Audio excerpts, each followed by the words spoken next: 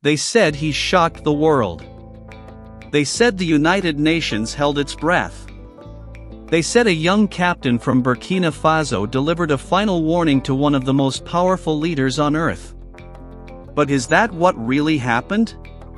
Tonight we pull back the curtain on a viral claim that has raced across social media feeds and jumped from phone screens into living rooms.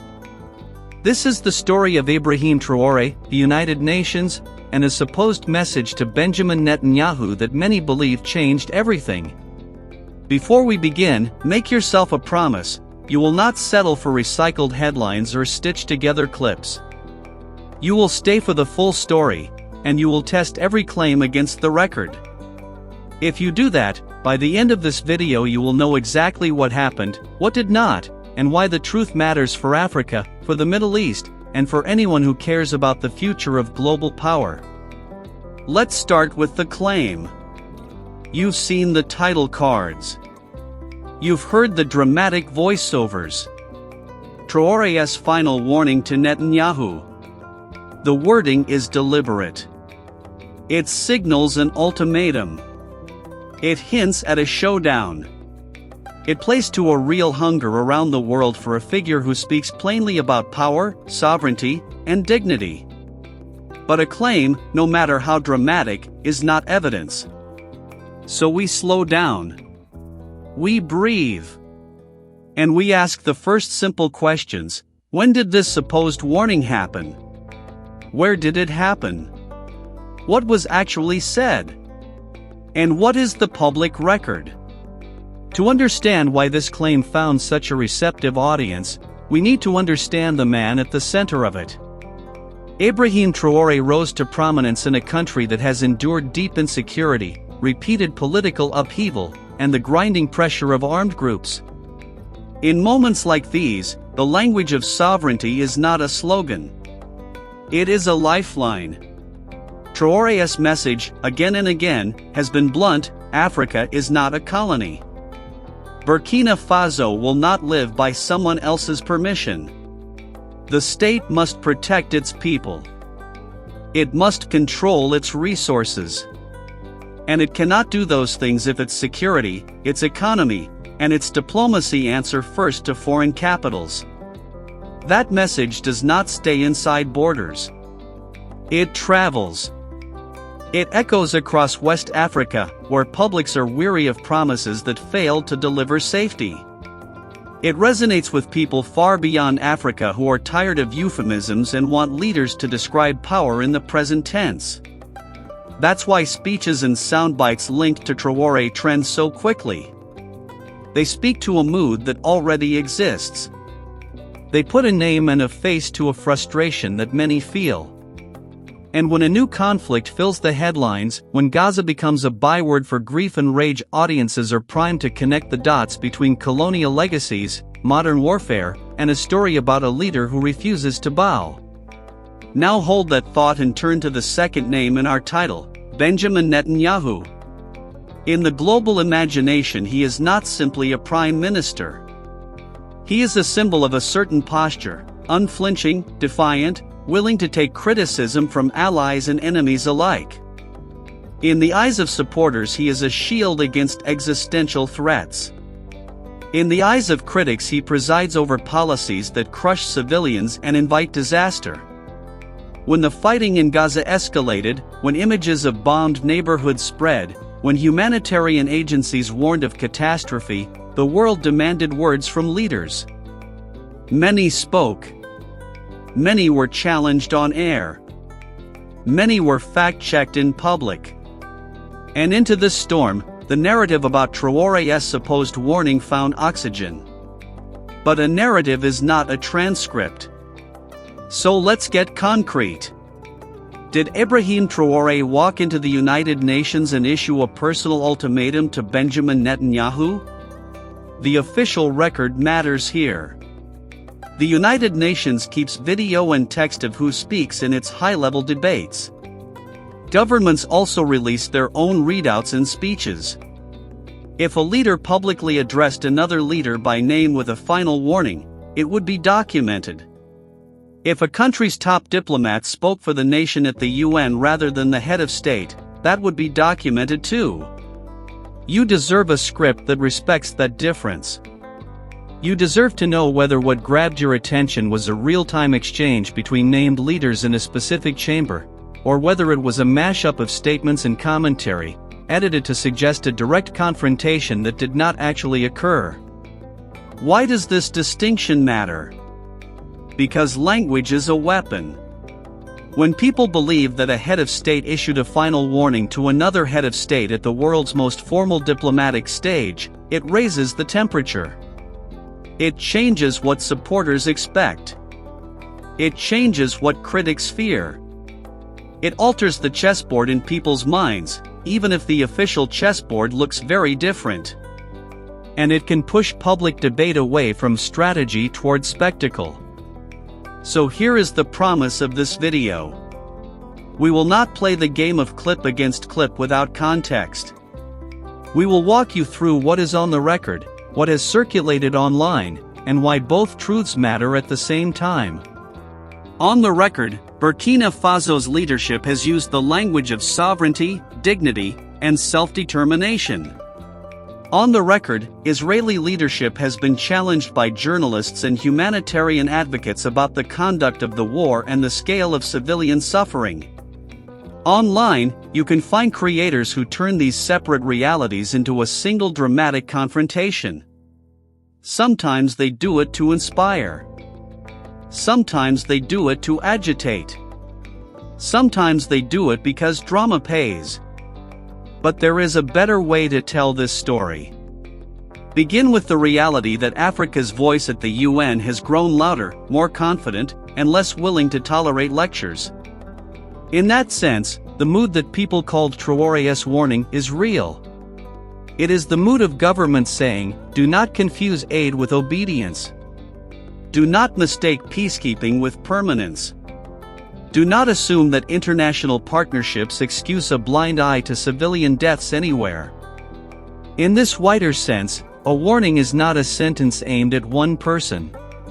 It is a posture aimed at a system. From here, we can ask sharper questions. If Burkina Faso, or any African state, wanted to send a message about Gaza, about Israel's military conduct, or about the responsibilities of powerful nations, what tools actually exist? There are speeches on the UN floor. There are votes in the General Assembly. There are joint statements with regional partners. There are trade and security decisions that signal alignment or distance. There are also domestic policy choices that build credibility, fighting corruption, delivering basic services, and showing that the language of sovereignty is more than a speechwriter's phrase. There is also a moral question. What do we mean when we say a warning is final? Are we prepared to describe what comes next if that warning is ignored? Is it a diplomatic freeze? Is it a recall of ambassadors? Is it sanctions? Is it a vote in a global forum? Is it a break with a partner who supplies weapons or intelligence? Or is final just a way to spice a title and harvest attention from audiences who feel unseen and want drama that feels like justice?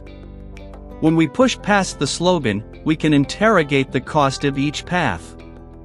Real consequences require real capacity. Real capacity requires real alliances. And real alliances require a record of consistent choices, not just viral moments. Let's widen the frame another step. The same online ecosystem that turned this story into a flashpoint is also filled with miscaptioned videos, old interviews repackaged as current, and speeches clipped just before the line that would change your interpretation. You have seen it with leaders from every region. You have watched an old press conference repurposed as if it happened yesterday. You have seen creators add new subtitles to old footage to give it a different meaning. This is not an accident. It is a business model.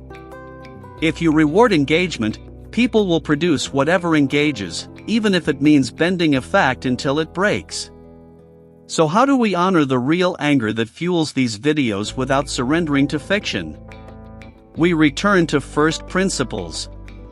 Civilian lives matter, in Gaza and everywhere else. Sovereignty matters, in Burkina Faso and everywhere else. Accountability matters, especially when the world looks away. It is not naive to demand those things at the same time. It is necessary. And if you understand that, then you can watch a viral clip with both empathy and discipline. You can say, I feel the pain that clip reflects, and I will still ask whether the event it describes actually occurred. Now let's talk about the stakes for Africa's international posture. The most powerful message that governments on the continent can send is not a single warning to a single leader. It is the sustained habit of making choices that match their words.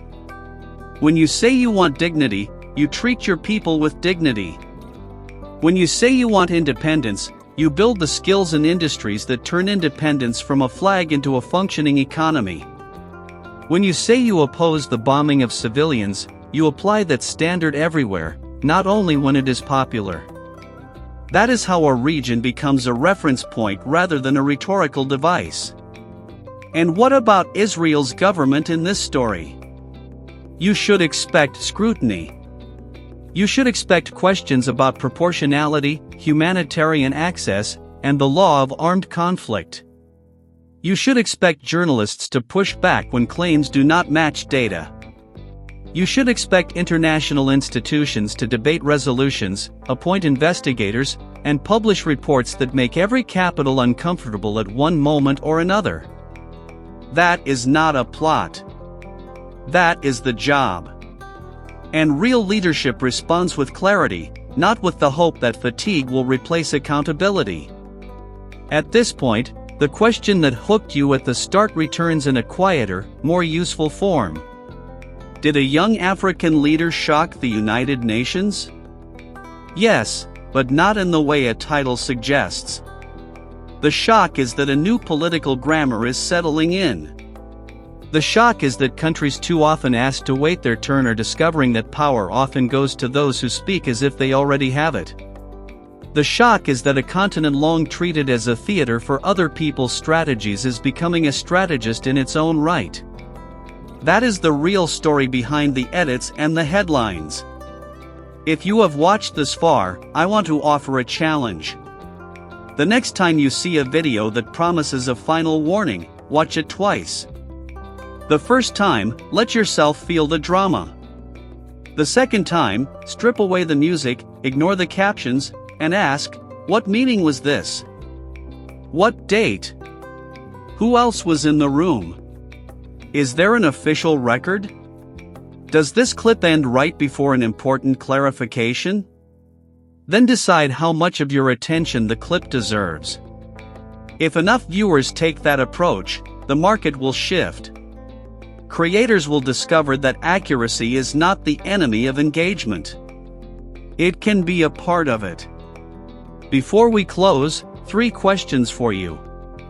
First, if you were advising any African leader who wants to defend civilian life in Gaza, what concrete step would you recommend that carries real weight without punishing the very people you mean to help?